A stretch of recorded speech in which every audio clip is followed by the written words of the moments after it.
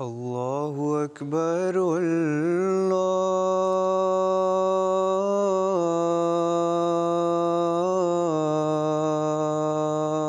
الله أكبر الله أكبر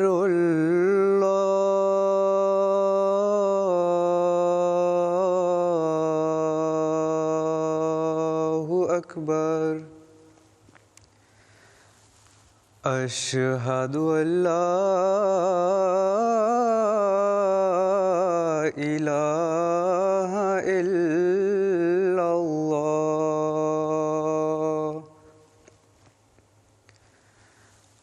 أشهد أن لا إله إلا الله أشهد أن محمدًا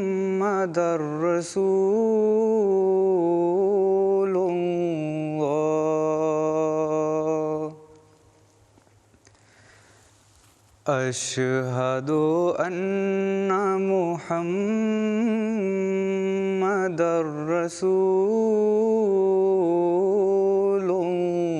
الله حي على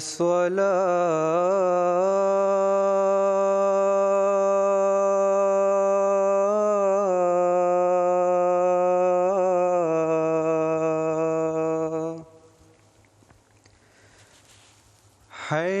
حي على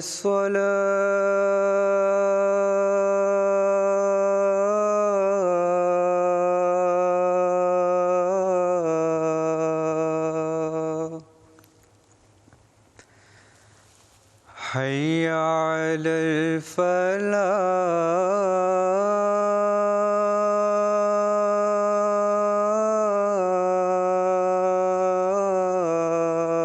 الفلاح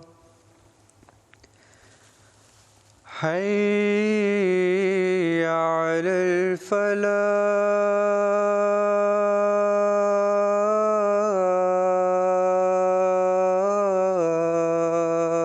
الفلاح الله أكبر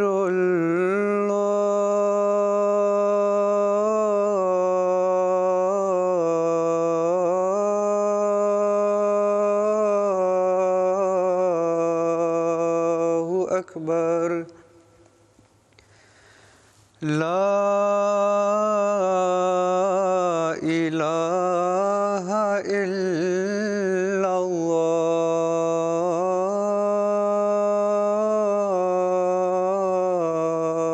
الله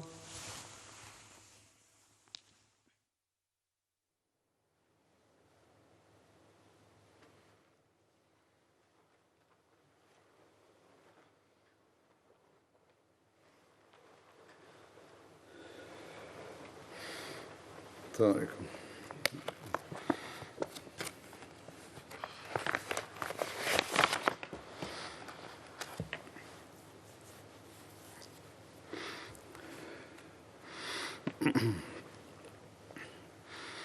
أشهد أن لا إله إلا الله وحده لا شريك له وأشهد أن محمدًا عبده ورسوله أما بعد فأعوذ بالله من الشيطان الرجيم بسم الله الرحمن الرحيم الحمد لله رب العالمين الرحمن الرحيم مالك يوم الدين إياك نعبد وإياك نستعين اهدنا الصراط المستقيم صراط الذين أنعمت عليهم غير المغضوب عليهم ولا الضالين.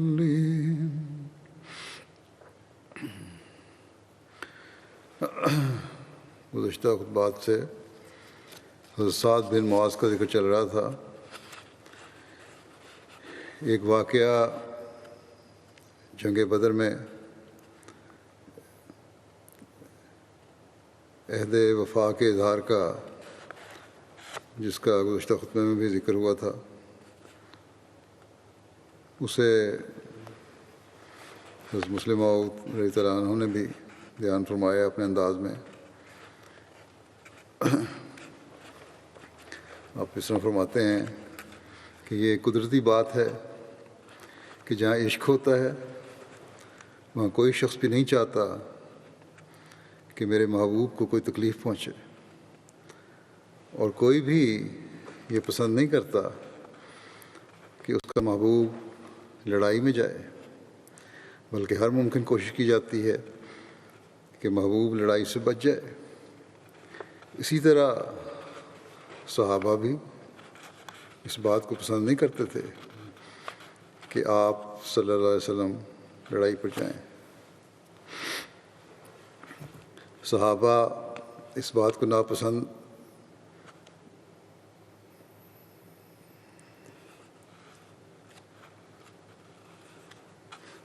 صحابہ اس بات کو ناپسند نہیں کرتے کہ ہم لڑائی پر کیوں جائیں، بلکہ ان کو رسول کریم صلی اللہ علیہ وسلم کا لڑائی پر جانا ناپسند تھا. اور یہ ان کی طبعی خواہش تھی جو ہر محب کو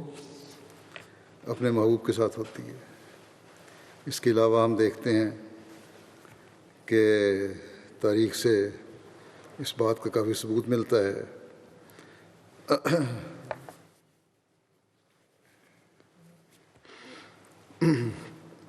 تاریخ سے اس بات کا کافی ثبوت ملتا ہے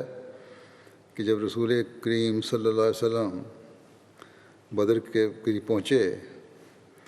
تو آپ نے صحابہ سے فرمایا کہ اللہ تعالیٰ نے مجھے خبر دی ہے کہ ہمارا مقابلہ قافلے سے نہیں بلکہ فوج سے ہوگا. پھر آپ نے ان سے مشورہ لیا اور فرمایا کہ بتاؤ تمہاری کیا صلاح ہے. جب اکابر صحابہ نے آپ کی یہ بات سنی تو انہوں نے باری باری اٹھ کر نہایت جان نثارانہ تقریریں کی اور عرض کیا ہم ہر خدمت کے لیے حاضر ہیں. ایک اٹھتا اور تقریر کر کے بیٹھ جاتا، پھر دوسرا اٹھتا اور مشورہ دے کر بیٹھ جاتا. غرض جتنے بھی اٹھے انہوں نے یہی کہا کہ اگر ہمارا خدا ہمیں حکم دیتا ہے تو ہم ضرور لڑیں گے. مگر جب کوئی مشورہ دے کر بیٹھ جاتا تو رسول کریم صلی اللہ علیہ وسلم فرماتے مجھے مشورہ دو. اور اس کی وجہ یہ تھی کہ ابھی تک جتنے صحابہ نے اٹھ کر تقریریں کی تھیں اور مشورے دیے تھے وہ سب مہاجرین میں سے تھے.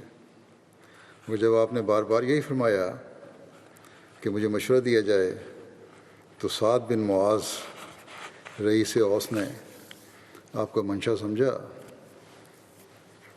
اور انصار کی طرف سے کھڑے ہو کر عرض کیا کہ یا رسول اللہ، آپ کی خدمت میں مشورہ تو عرض کیا جا رہا ہے مگر آپ پھر بھی یہی فرماتے ہیں کہ مجھے مشورہ دو. اس سے معلوم ہوتا ہے کہ آپ انصار کی رائے پوچھنا چاہتے ہیں. اس وقت تک اگر ہم خاموش تھے تو صرف اس لیے کہ اگر ہم لڑنے کی تائید کریں گے تو شاید مہاجرین یہ سمجھیں کہ یہ لوگ ہماری قوم اور ہمارے بھائیوں سے لڑنا اور ان کو قتل کرنا چاہتے ہیں. پھر انہوں نے کہا یا رسول اللہ، شاید آپ کا بیعت عقبہ کے اس معاہدے کے متعلق کچھ خیال ہے جس میں ہماری طرف سے یہ شرط پیش کی گئی تھی کہ اگر دشمن مدینے پر حملہ کرے گا تو ہم اس کا دفاع کریں گے، لیکن اگر مدینے سے باہر جا کر لڑنا پڑا تو ہم اس کے ذمہ دار نہیں ہوں گے۔ آپ صلی اللہ علیہ وسلم نے فرمایا، ہاں۔ سعد بن معاذ نے عرض کیا، یا رسول اللہ، اس وقت جب کہ ہم آپ کو مدینہ لائے تھے ہمیں آپ صلی اللہ علیہ وسلم کے بلند مقام اور مرتبے کا علم نہیں تھا۔ اب تو ہم نے اپنی آنکھوں سے آپ کی حقیقت کو دیکھ لیا ہے۔ اب اس معاہدے کی ہماری نظروں میں کچھ بھی حقیقت نہیں، یعنی جو بیعت عقبہ کے وقت معاہدہ ہوا تھا وہ تو ایک عام معاہدہ تھا دنیاوی لحاظ سے۔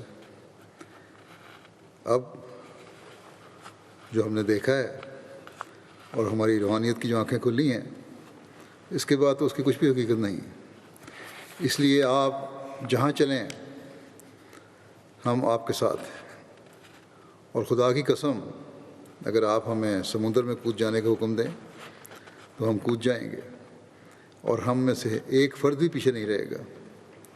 یا رسول اللہ، ہم آپ کے آگے بھی لڑیں گے اور پیچھے بھی لڑیں گے، آپ کے دائیں بھی لڑیں گے اور بائیں بھی لڑیں گے، اور دشمن آپ تک نہیں پہنچ سکتا جب تک وہ ہماری لاشوں کو رونتا ہوا نہ گزرے۔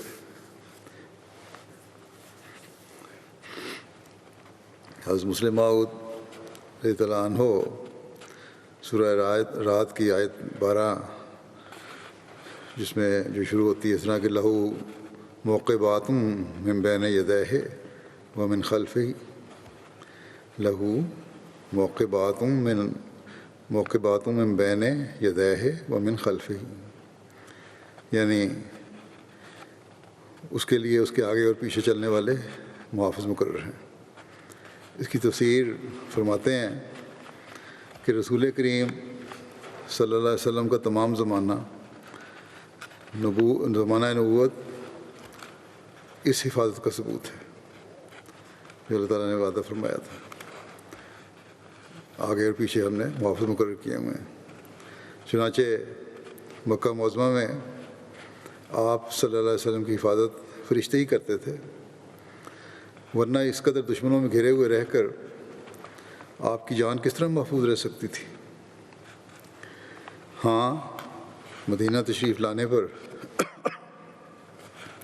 دونوں قسم کی حفاظت آپ کو حاصل ہوئی، آسمانی فرشتوں کی بھی اور زمینی فرشتوں یعنی صحابہ کی بھی۔ بدر کی جنگ اس ظاہری اور باطنی حفاظت کی ایک نہایت عمدہ مثال ہے۔ حضور جب مدینہ تشریف لے گئے تھے تو آپ صلی اللہ علیہ وسلم نے اہل مدینہ سے معاہدہ کیا تھا کہ اگر آپ مدینہ سے باہر جا کر لڑیں گے تو مدینہ والے آپ کا ساتھ دینے پر مجبور نہ ہوں گے۔ بدر کی لڑائی میں آپ نے انصار اور مہاجرین سے لڑنے کے بارے میں مشورہ فرمایا۔ مہاجرین بار بار آگے بڑھ کر مقابلہ کرنے پر زور دیتے تھے، لیکن حضور ان کی بات سن کو پھر فرما دیتے تھے کہ اے لوگوں مشورہ دو۔ جس پر ایک انصاری سعد بن معاذ نے کہا، کیا حضور کی مراد ہم سے ہیں؟ ہم سے ہے؟ حضور نے فرمایا ہاں۔ اس نے کہا کہ بے شک ہم نے حضور سے معاہدہ کیا تھا کہ اگر باہر جا کر لڑنے کا موقع ہوگا تو ہم حضور کا ساتھ دینے پر مجبور نہ ہوں گے، لیکن وہ وقت اور تھا جب کہ ہم نے دیکھ لیا کہ آپ صلی اللہ علیہ وسلم خدا کے رسول برحق ہیں، تو اب اس مشورے کی کیا ضرورت ہے؟ اگر حضور ہمیں حکم دیں تو ہم اپنے گھوڑے سمندر میں ڈال دیں گے۔ ہم اصحاب موسیٰ کی طرح یہ نہیں کہیں گے کہ تو اور تیرا رب جا کر لڑو، ہم یہاں بیٹھے ہیں، بلکہ ہم حضور کے دائیں بائیں آگے اور پیچھے لڑیں گے، اور دشمن آپ تک ہرگز نہ پہنچ سکے گا جب تک وہ ہماری لاشوں کو رونتا ہوا نہ گزرے۔ آپ فرماتے ہیں کہ یہ مخلصین بھی میرے نزدیک ان موقبات میں ایسے تھے، یعنی ان محافظوں میں سے تھے جو خدا تعالیٰ نے حضور کی حفاظت کے لیے مقرر فرما دیے تھے۔ ایک صحابی کہتے ہیں کہ میں حضرت صلی اللہ علیہ وسلم کی معیت میں 13 جنگوں میں شریک ہوا، مگر میرے دل میں بارہا یہ خواہش پیدا ہوئی ہے کہ میں بجائے ان لڑائیوں میں حصہ لینے کے اس فکرے کا کہنے والا ہوتا جو سعد بن معاذ کے منہ سے نکلا تھا، یعنی کہ ہم اپنے عہد وفا کا فکرہ۔ جنگ بدر کے موقع پر حضرت سعد بن معاذ کے اخلاص کا ذکر کرتے ہوئے سیرت خاتم النبیین میں حضرت بشیر احمد صاحب نے تعریف فرمایا ہے کہ جس جگہ اسلامی لشکر نے ڈیرا ڈالا تھا وہ کوئی ایسی جگہ نہ تھی، اچھی جگہ نہ تھی جنگی لحاظ سے۔ اس پر حباب بن منذر نے آپ سے دریافت کیا کہ آیا خدائی الہام کے ماتحت آپ نے یہ جگہ پسند کی ہے یا محض فوجی تدبیر کے طور پر اسے اختیار کیا ہے؟ حضرت صلی اللہ علیہ وسلم نے فرمایا اس بارے میں کوئی خدائی حکم نہیں ہے، تم کوئی مشورہ دینا چاہتے ہو تو بتاؤ۔ حباب نے عرض کیا تو پھر میرے خیال میں جگہ اچھی نہیں ہے جنگی لحاظ سے، بہتر ہوگا کہ آگے بڑھ کر قریش سے جو قریب ترین چشمہ ہے اس پر قبضہ کر لیا جائے۔ میں اس چشمے کو جانتا ہوں، اس کا پانی اچھا ہے اور عموماً ہوتا بھی کافی ہے۔ حضرت صلی اللہ علیہ وسلم نے اس تجویز کو پسند فرمایا، اور چونکہ ابھی تک قریش ٹیلے کے پرے ڈیرا ڈالے پڑے تھے اور یہ چشمہ خالی تھا، مسلمان آگے بڑھ کر اس چشمے پر قابض ہو گئے۔ لیکن جیسا کہ قرآن شریف میں اشارہ پایا جاتا ہے اس وقت اس چشمے میں بھی پانی زیادہ نہیں تھا اور مسلمانوں کو پانی کی قلت محسوس ہوتی تھی۔ پھر یہ بھی تھا کہ وادی کے جس طرح مسلمان تھے وہ ایسی اچھی نہ تھی، کیونکہ اس طرف ریت بہت تھی جس کی وجہ سے پاؤں اچھی طرح جمتے نہیں تھے۔ جگہ کے انتخاب کے بعد سعد بن معاذ رئیس اوس کی تجویز سے صحابہ نے میدان کے ایک حصے میں حضرت صلی اللہ علیہ وسلم کے واسطے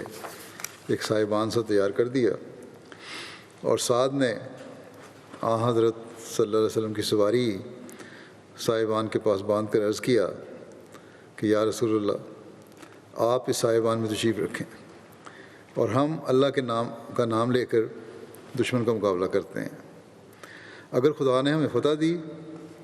تو یہی ہماری آرزو بھی ہے، تو الحمدللہ، لیکن اگر خدا نخواستہ معاملہ دیگر گوں ہوا تو آپ اپنی سواری پر سوار ہو کر جس طرح بھی ہو مدینہ پہنچ جائیں۔ اس خیمے کے ساتھ ہی سواری بھی اچھی قسم کی ایک اونٹ باندھ کے رکھ دیا۔ پھر انہوں نے عرض کیا کہ وہاں مدینہ پہنچ جائیں آپ، وہاں ہمارے ایسے بھائی بند موجود ہیں جو محبت و اخلاص میں ہم سے کم نہیں ہیں، لیکن چونکہ ان کو یہ خیال نہیں تھا کہ اس مہم میں جنگ پیش آ جائے گی، اس لیے وہ ہمارے ساتھ نہیں آئے، ورنہ ہرگز پیچھے نہ رہتے۔ لیکن جب انہیں حالات کا علم ہوگا تو وہ آپ کی حفاظت میں جان تک لڑا دینے سے دریغ نہیں کریں گے۔ یہ سعد کا جوش اخلاص تھا جو ہر حالت میں قابل تعریف ہے، ورنہ بھلا خدا کا رسول اور میدان سے بھاگے۔ وسلم تو سب سے آگے ہوتے تھے جنگوں میں، چنانچہ حنین کے میدان میں ہم دیکھتے ہیں کہ 12,000 فوج نے پیٹھ دکھائی، مگر یہ مرکز توحید اپنی جگہ سے متزلزل نہیں ہوا۔ بہرحال صاحبان تیار کیا گیا جیسا کہ سعد نے کہا تھا، اور سعد اور بعض دوسرے انصار اس کے گرد پہرا دینے کے لیے کھڑے ہو گئے۔ حضرت صلی اللہ علیہ وسلم اور حضرت ابوبکر نے اسی صاحبان میں رات بسر کی، اور حضرت صلی اللہ علیہ وسلم نے رات بھر خدا کے حضور گریہ وزاری سے دعائیں کیں، اور لکھا ہے کہ سارے لشکر میں صرف آپ صلی اللہ علیہ وسلم ہی تھے جو رات بھر جاگے،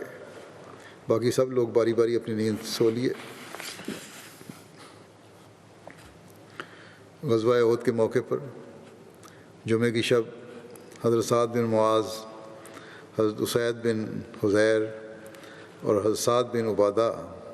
مسجد نبی میں ہتھیار پہنے رسول اللہ صلی اللہ علیہ وسلم کے دروازے پر پہرا دیتے رہے۔ غزوہ احد کے موقع پر جب رسول اللہ صلی اللہ علیہ وسلم گھوڑے پر سوار ہو کر اور کمان کندھے پر ڈال کر اور نیزہ ہاتھ میں لے کر مدینہ سے روانہ ہوئے تو دونوں سعد یعنی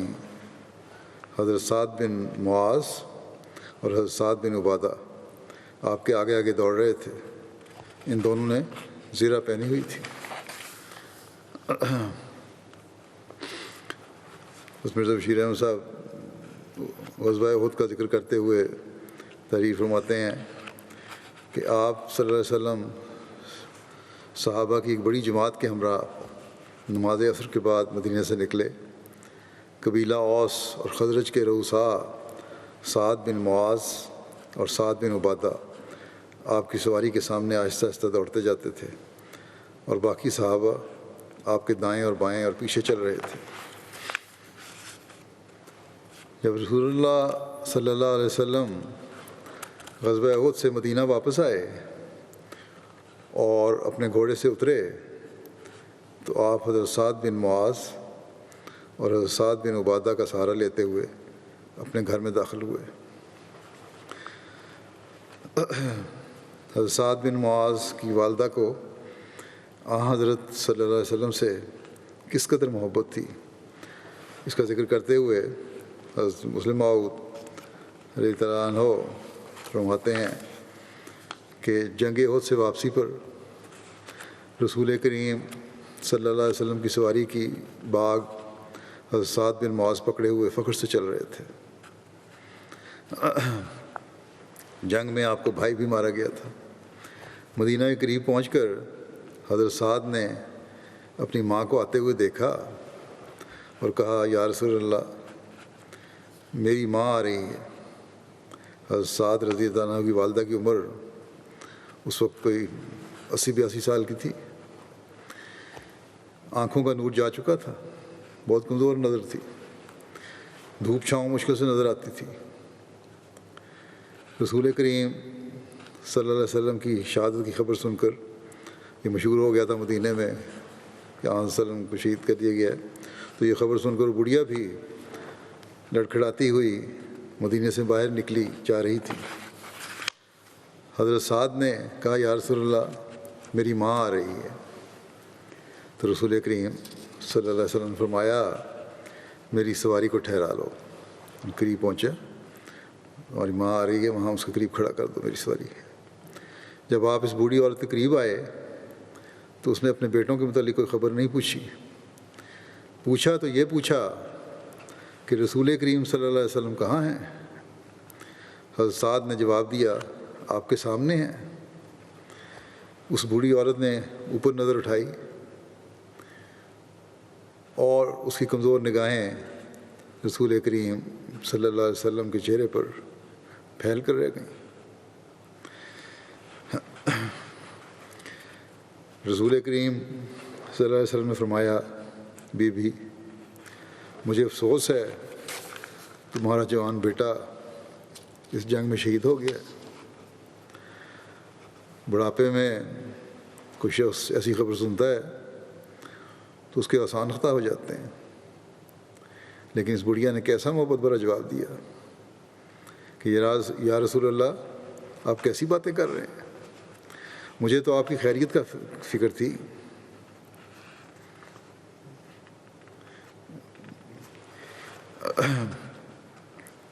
حضرت مسلم موعود نے یہ واقعہ بیان کیا، اس کے بعد آپ نے عورتوں کو مخاطب ہو کر فرمایا یہ احمدی خواتین کو فریضہ تبلیغ پر توجہ دلاتے ہوئے کہ یہی وہ عورتیں تھیں جو اسلام کی اشاعت اور تبلیغ میں مردوں کے دوش بدوش چلتی تھیں، اور یہی وہ عورتیں تھیں جن کی قربانیوں پر اسلامی دنیا فخر کرتی ہے۔ تمہارا بھی دعویٰ ہے، آج کل جو حضرت مسیح علیہ السلام کو ماننے والی عورتیں ہیں، تمہارا بھی یہ دعویٰ ہے کہ تم حضرت مسیح علیہ السلام پر ایمان لائی ہو، اور حضرت مسیح موعود علیہ السلام رسول کریم صلی اللہ علیہ وسلم کے بروز ہیں۔ گویا دوسرے لفظوں میں تم صحابیات کی بروز ہو، لیکن تم صحیح طور پر بتاؤ کہ کیا تمہارے اندر دین کا وہی جذبہ موزن ہے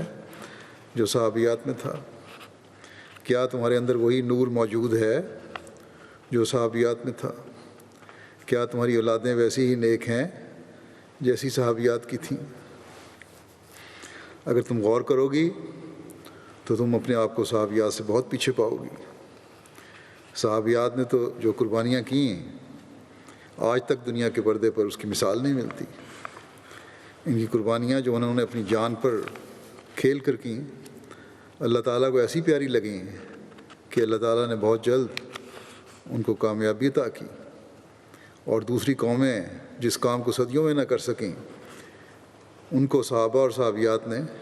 چند سالوں کے اندر کر کے دکھا دیا۔ یہاں کیونکہ مخاطبہ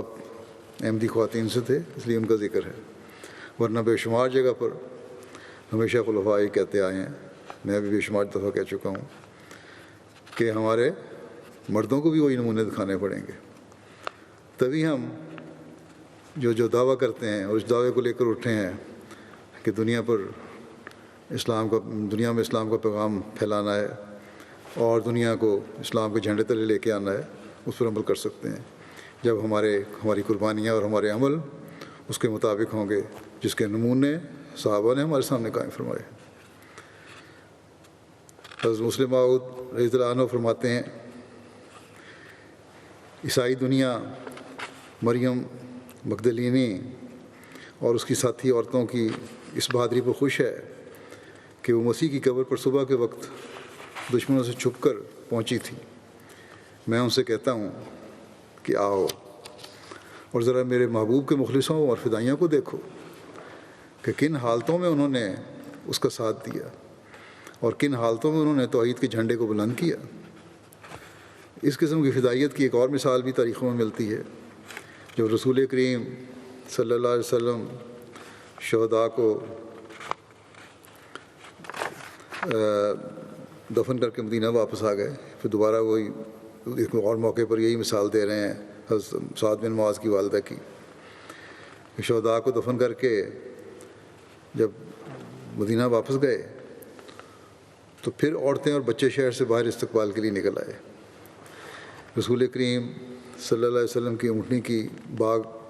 سعد بن معاذ مدینہ کے رئیس نے پکڑی ہوئی تھی اور فخر سے آگے آگے دوڑے جاتے تھے، شاید دنیا کو یہ کہہ رہے تھے کہ دیکھا ہم محمد رسول اللہ صلی اللہ علیہ وسلم کو خیریت سے اپنے گھر واپس لے آئے۔ شہر کے پاس انہیں اپنی بڑھیا ماں جس کی نظر کمزور ہو چکی تھی آتی ہی ملی۔ احد میں اس کا ایک بیٹا عمرو بن معاذ بھی مارا گیا تھا۔ اسے دیکھ کر سعد بن معاذ نے کہا، یا رسول اللہ امی،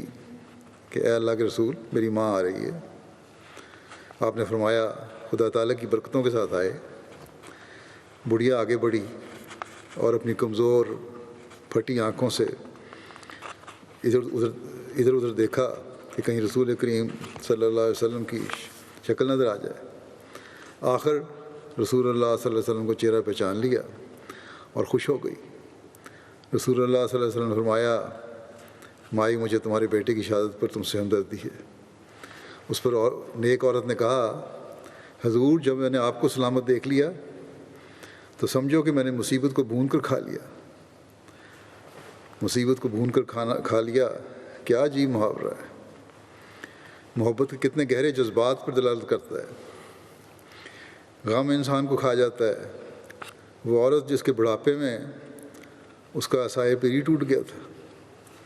کس بہادری سے کہتی ہے کہ میرے بیٹے کے غم نے مجھے کیا کھانا ہے۔ جب محمد رسول اللہ صلی اللہ علیہ وسلم زندہ ہیں تو میں اس غم کو کھا جاؤں گی۔ میرے بیٹے کی موت مجھے مارنے کا موجب نہیں ہوگی، بلکہ یہ خیال کہ رسول اللہ صلی اللہ علیہ وسلم کے لیے اس نے جان دی، یہ خیال تو میری قوت کے بڑھانے کا موجب ہوگا، میری طاقت کو بڑھانے کا موجب ہوگا۔ حضرت مسلم انصار کو تعریف کرتے ہوئے اور ان کو دعا دیتے ہوئے فرماتے ہیں، اے انصار میری جان تم پر فدا ہو، تم کتنا ثواب لے گئے۔ کعب بن اشرف کو جو اس کی ریشہ دوانیوں، اسلام کے خلاف بغض اور دشمنی پھیلانا، حتیٰ کہ آن حضرت صلی اللہ علیہ وسلم کے قتل کی سازش کرنے پر جو قتل کی سزا کا فیصلہ آن حضرت صلی اللہ علیہ وسلم نے فرمایا تھا،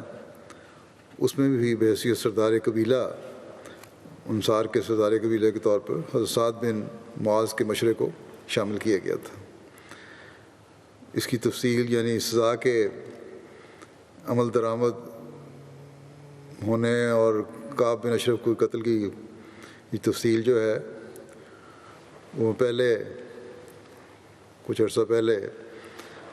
2 صحابہ کے ذکر میں بیان کر چکا ہوں، تاہم اس کا کچھ حصہ یہاں بھی بیان کرتا ہوں جو اس کا تعلق حضرت سعد بن معاذ سے ہے، اور یہ جو میں بیان کروں گا اس میں بھی کچھ اخذ کیا ہے اور کچھ اقتباس میں نے خصیص خاتم النبیین سے ہی لیا ہے۔ جب آن حضرت صلی اللہ علیہ وسلم مدینہ میں ہجرت کر کے تشریف لائے تو کعب بن اشرف نے دوسرے یہودیوں کے ساتھ مل کر اس معاہدہ میں شرکت کی جو آن حضرت صلی اللہ علیہ وسلم اور یہود کے درمیان باہمی دوستی اور امن و امان اور مشترکہ دفاع کے متعلق تحریر کیا گیا تھا، مگر اندر ہی اندر کعب کے دل میں بغض و عداوت کی آگ سلگنے لگ گئی اور اس نے خفیہ چالوں اور مخفی ساز باز سے اسلام اور بانی اسلام کی مخالفت شروع کر دی۔ چنانچہ لکھا ہے کہ کعب ہر سال یہودی علماء و مشائخ کو بہت سی خیرات دیا کرتا تھا۔ اس نے ایک دن ان مشائخ سے ان کی مذہبی کتابوں کی روح سے آپ صلی اللہ علیہ وسلم کے متعلق سوال کیا کہ تمہارا کیا خیال ہے، یہ سچا ہے کہ نہیں؟ انہوں نے کہا کہ بظاہر تو یہ وہی نبی معلوم ہوتا ہے جس کا ہمیں وعدہ دیا گیا تھا، ہماری تعلیم میں علم ذکر ہے۔ کعب تو بڑا سخت مخالف تھا آن صلی اللہ علیہ وسلم کا اور اسلام کا۔ اس جواب پر وہ بہت بگڑ گیا اور ان کو سخت سست کہہ کر برا بھلا کہہ کر وہاں سے رخصت کر دیا، اور جو خیرات انہیں دیا کرتا تھا وہ بھی نہ دی۔ جب خیرات بند ہو گئی، جو ان کا وظیفہ جاری تھا وہ بند ہو گیا، کچھ عرصہ بعد انہوں نے کعب کے پاس جا کر کہا کہ ہم نے دوبارہ غور کیا ہے، پیسے کو تو مولوی آج بھی نہیں چھوڑتا، یہی حال ان کا تھا۔ انہوں نے کہا جی ہم نے دوبارہ غور کیا ہے، دراصل محمد صلی اللہ علیہ وسلم وہ نبی نہیں ہے جس کا وعدہ دیا گیا تھا۔ اس پر اس نے خوش ہو کر ان کا وظیفہ دوبارہ جاری کر دیا، وہ جو خیرات دیتا تھا دے دی۔ بہرحال یہ تو معمولی بات تھی کہ یہودی علماء کو اپنے ساتھ ملا لیا، اور لیکن خطرناک بات جو تھی وہ یہ تھی کہ جنگ بدر کے بعد اس نے ایسا رویہ اختیار کیا جو سخت مفسدانہ اور فتنہ انگیز تھا، اور جس کے نتیجے میں مسلمانوں کے لیے نہایت خطرناک حالات پیدا ہو گئے تھے۔ جب بدر کے موقع پر مسلمانوں کو ایک غیر معمولی فتح نصیب ہوئی اور رؤسائے قریش اکثر مارے گئے، تو اس نے سمجھ لیا، کعب نے سمجھ لیا کہ اب یہ نیا دین یوں ہی مٹتا نظر نہیں آتا۔ پہلے تو ہمارا خیال تھا اب بھی ختم ہو جائے گا، نہیں اب نہیں، لگتا ہے کہ یہ پھیلے گا۔ چنانچہ بدر کے بعد اس نے اپنی پوری کوشش کی کہ اسلام کے مٹانے اور تباہ کرنے میں ہر طرح کوئی دقیقہ فرگزاشت نہ کیا جائے، کوئی دقیقہ نہ چھوڑا جائے. اور یہ تہیہ کر لیا کہ میں نے اسلام کو تباہ و برباد کرنا ہی کرنا.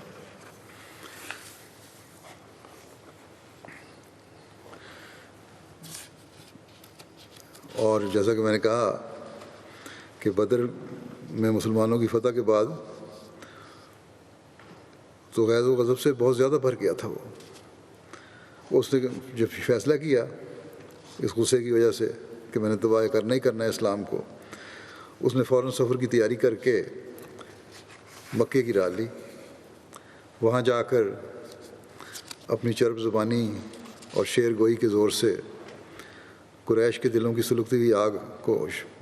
شعلہ بار کر دیا اور بھڑکا دیا. ان کے دل میں مسلمانوں کے خون کی نہ بجھنے والی پیاس پیدا کر دی. تم شکست کھا گئے، تمہارے لیڈروں کو انہوں نے مار دیا، تم وہاں بیٹھے ہو، جاؤ اور بدلہ لو. وہ بھڑک اٹھے. ان کے سینے جذبات انتقام اور عداوت سے اس نے بھر دی اپنی تقریروں سے اور شعروں سے. جب کعب کی اشتعال انگیزی سے ان کے احساسات میں ایک انتہائی درجے کی بجلی پیدا ہو گئی تو اس نے ان کو خانہ کعبہ کے صحن میں لے جا کر اور کعبہ کے پردے ان کے ہاتھ میں دے کر ان سے قسمیں لیں کہ جب تک اسلام اور بانی اسلام کو صفحہ دنیا سے ملیا میٹ نہ کر دیں گے اس وقت تک چین نہیں لیں گے. مکے میں یہ آتش فشاں فضا پیدا کرنے کے بعد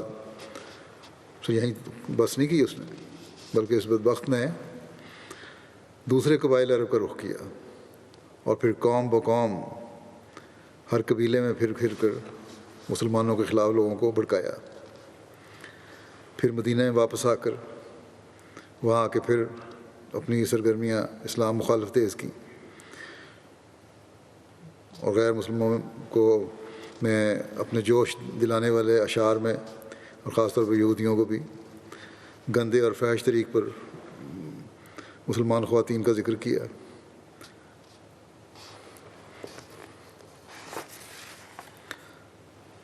اور صرف یہاں تک نہیں کہ مخالفت کی آگ بھڑکائی، بلکہ آخر میں اس نے یہ بھی کوشش کی کہ بلکہ سازش کی کہ حضرت صلی اللہ علیہ وسلم کو قتل کیا جائے اور آپ کو کسی دعوت کے بہانے سے اپنے مکان پہ اس نے بلایا اور چند نوجوان یہودیوں سے آپ کے قتل کروانے کا منصوبہ باندھا.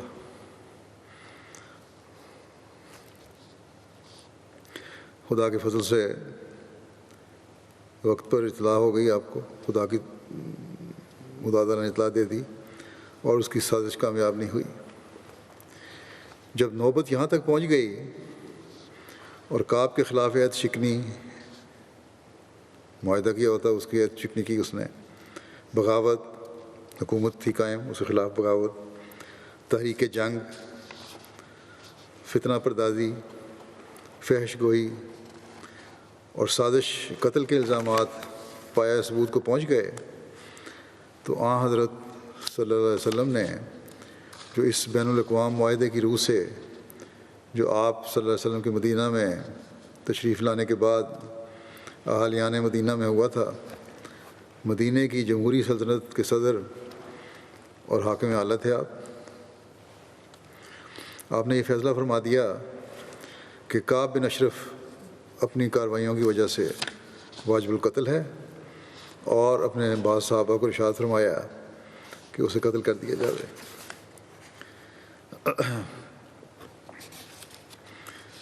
بعض حالات کے اور حکمت کے تقاضے کے تحت آپ نے یہ ہدایت فرمائی کہ کعب کو برملا طور پر قتل نہ کیا جائے، بلکہ چند لوگ خاموشی کے ساتھ کوئی مناسب موقع نکال کر اسے قتل کر دیں. اور یہ ڈیوٹی آپ نے قبیلہ اوس کے مخلص صحابی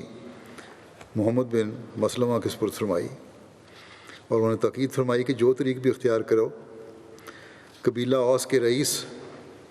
جو ہیں سعد بن معاذ، ان سے ضرور مشورہ کریں چنانچہ محمد بن مسلمہ نے سعد بن معاذ کے مشورے سے ابو نائلہ اور 2-3 اور صحابیوں کو اپنے ساتھ لے لیا اور کعب کے قتل کی سزا کو عملی جامہ پہنایا۔ اس کی جو بھی حکمت تھی یا طریقہ اختیار کیا گیا تھا قتل کا، اس کی تفصیل جیسا کہ میں نے کہا ہے، میں گزشتہ بعد میں ذکر میں بیان کر چکا ہوں بعض صحابہ کے۔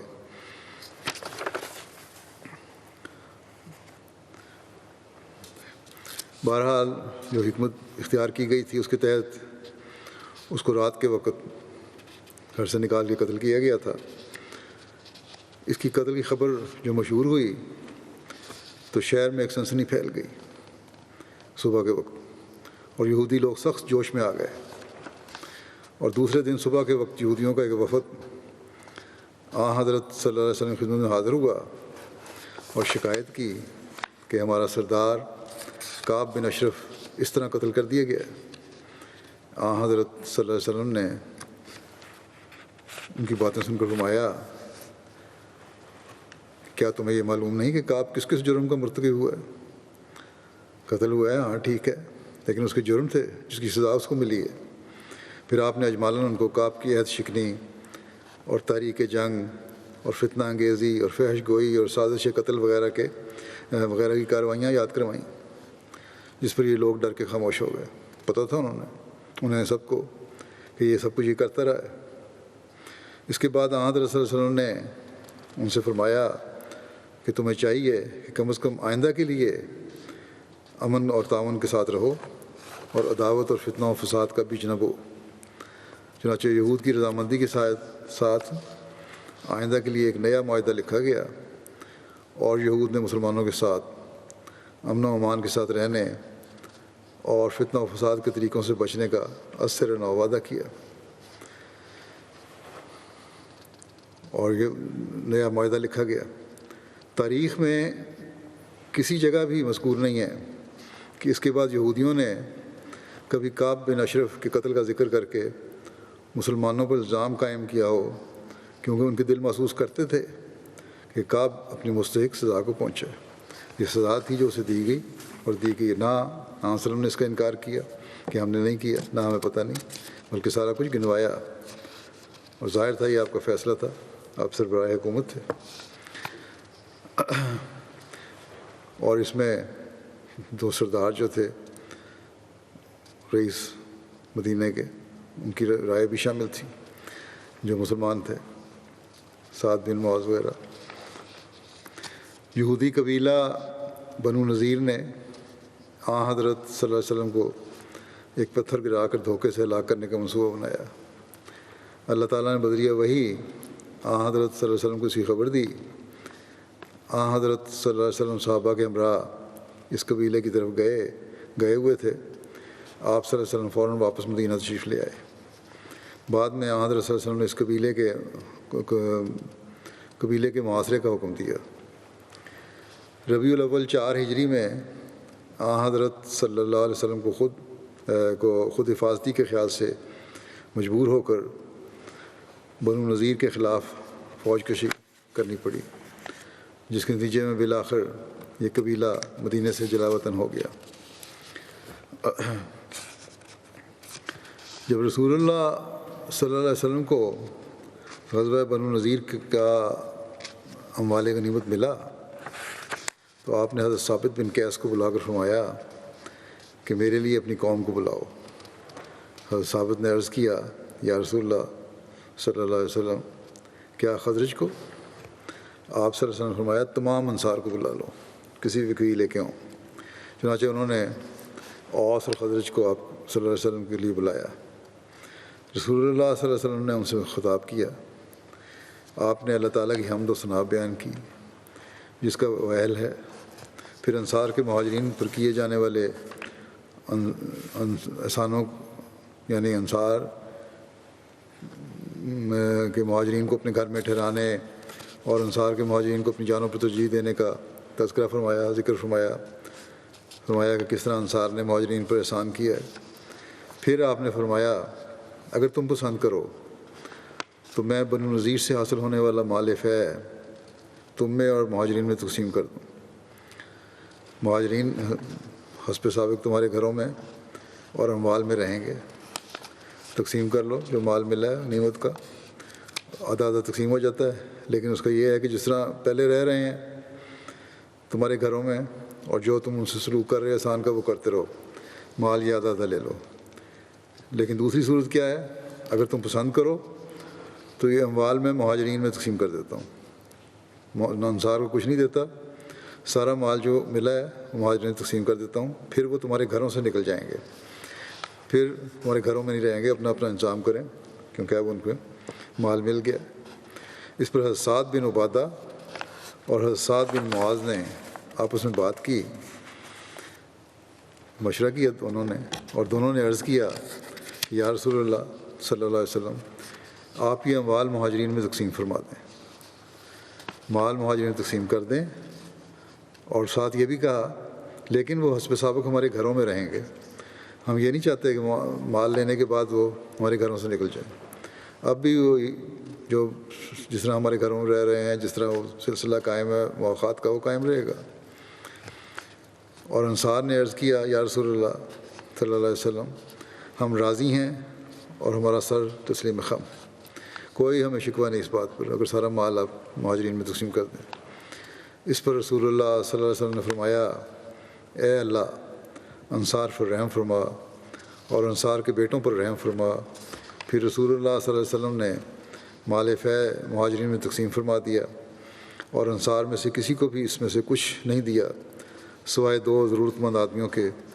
وہ دونوں سہل بن حنیف اور ابو دجانہ تھے۔ اور آن حضرت صلی اللہ علیہ وسلم نے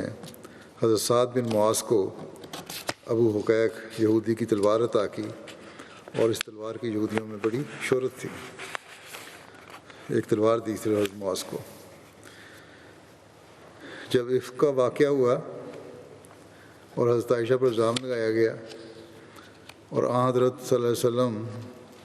اور حضرت عائشہ رضی اللہ عنہا اور آپ کے خاندان کو بڑی تکلیف سے گزرنا پڑا، اور منافقین کے اس غلط رویے کا آن حضرت ایک موقع پر کچھ عرصے کے بعد اسی دوران میں آن حضرت صلی اللہ علیہ وسلم نے صحابہ کے سامنے ذکر کیا کہ یہ، تو اس وقت بھی حضرت سعد بن معاذ نے بے لوث فدائیت کا اظہار فرمایا تھا۔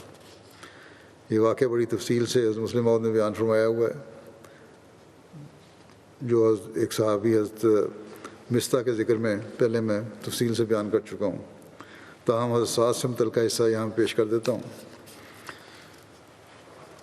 جیسا کہ میں نے کہا، ایک روز آن حضرت صلی اللہ علیہ وسلم نے اس دوران میں گھر سے باہر تشریف لا کر صحابہ کو جمع کیا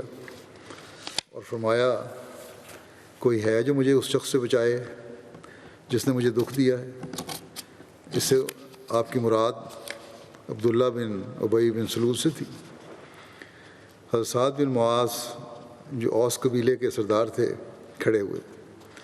اور انہوں نے کہا یا رسول اللہ اگر وہ شخص ہم میں سے ہے تو ہم اس کو مارنے کے لیے تیار ہیں، اور اگر وہ خزرج میں سے ہے تب بھی اس کو مارنے کے لیے تیار ہیں۔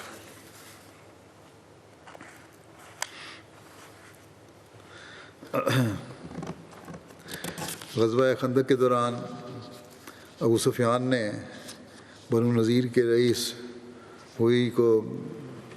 بنو قریظہ کے رئیس کعب بن اسود کے پاس بھیجا کہ مسلمانوں سے کیے گئے معاہدے کو ختم کر دو۔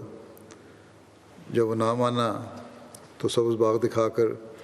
اور مسلمانوں کی تباہی کا یقین دلا کر مسلمانوں سے کیے گئے معاہدے پر عمل نہ کرنے پر راضی کر لیا، بلکہ اس بات پر بھی راضی کر لیا کہ وہ کفار مکہ کے مددگار بن جائیں گے۔ اس واقعہ کا ذکر کرتے ہوئے سید خاتم النبیین میں مرزا بشیر احمد صاحب نے لکھا ہے کہ آن حضرت صلی اللہ علیہ وسلم کو بنو قریظہ کی اس خطرناک غداری کا علم ہوا تو آپ نے پہلے تو 2-3 دفعہ خفیہ زبیر بن عوام کو دریافت حالات کے لیے بھیجا، اور پھر باضابطہ طور پر قبیلہ اوس اور خزرج کے رئیس سعد بن معاذ اور سعد بن عبادہ اور دوسرے بعض صحابہ کو ایک وفد کے طور پر قریظہ کی طرف روانہ فرمایا اور ان کو یہ تاکید فرمائی کہ اگر کوئی تشویشناک خبر ہوئی تو واپس آ کر اس کا برملا اظہار نہ کریں بلکہ اشارہ کنایہ سے کام لیں تاکہ لوگوں میں تشویش پیدا نہ ہو۔ جب یہ لوگ بنو قریظہ کے مساکن میں پہنچے اور ان کے رئیس کعب بن اسد کے پاس گئے تو وہ بدبخت ان کو نہایت مغرورانہ انداز سے ملا اور سعدین کی طرف یعنی سعد بن معاذ اور سعد بن عبادہ کی طرف سے معاہدہ کا ذکر ہونے پر وہ اور اس کے قبیلے کے لوگ بگڑ گئے اور بولے کہ جاؤ محمد صلی اللہ علیہ وسلم اور ہمارے درمیان کوئی معاہدہ نہیں ہوا، ہم نے کوئی معاہدہ نہیں کیا۔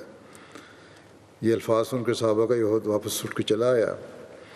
اور سعد بن معاذ اور سعد بن عبادہ نے حضرت صلی اللہ علیہ وسلم کی خدمت میں حاضر ہو کر مناسب طریق پر حضرت صلی اللہ علیہ وسلم کو ان حالات کی اطلاع دی۔ بہرحال اس وقت تو ان کی یہ حرکت اس مسلمانوں کے لیے بڑا دھچکا تھی۔ ایک چاروں طرف سے مدینے کو گھیرا ہوا تھا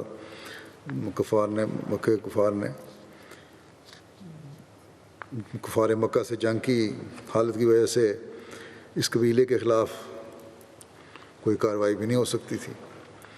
لیکن جنگ کے اختتام پر جب شہر میں واپس آئے تو اللہ تعالیٰ نے آپ صلی اللہ علیہ وسلم کو کشفی رنگ میں بنو قریظہ کی غداری اور بغاوت کی سزا دینے کا بتایا۔ یہ حکم ہوا کہ جا کے ان کو سزا ملنی چاہیے۔ اس پر آپ صلی اللہ علیہ وسلم نے عام اعلان فرمایا کہ بنو قریظہ کے قلعوں کی طرف روانہ ہو جائیں اور نماز عصر وہیں پہنچ کر ادا ہو، اور آپ نے حضرت علی کو صحابہ کے ایک دستے کے ساتھ فوراً آگے روانہ کر دیا۔ اس جنگ کی تفصیل کچھ لمبی ہے جس میں حضرت سعد بن معاذ کا بھی آخر پر فیصلہ کرنے میں کردار ہے، اس لیے انشاءاللہ تعالیٰ وقتی آئندہ انشاءاللہ یہ تفصیل بیان کروں گا۔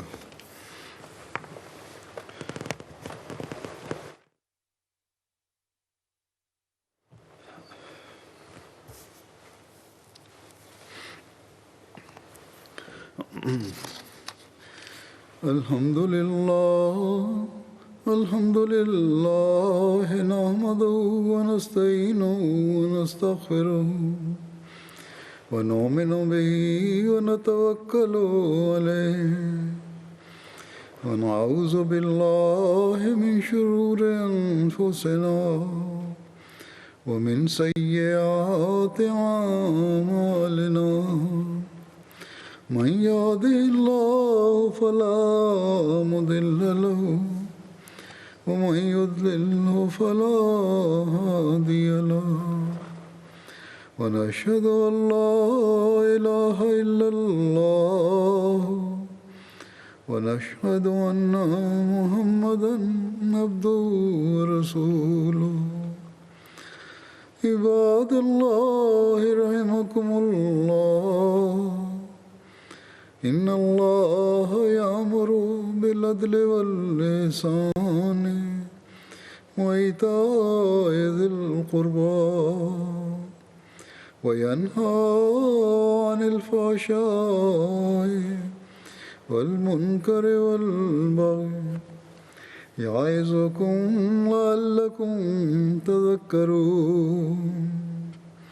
اذكروا الله يذكركم وادعوه يستجب لكم ولذكر الله أكبر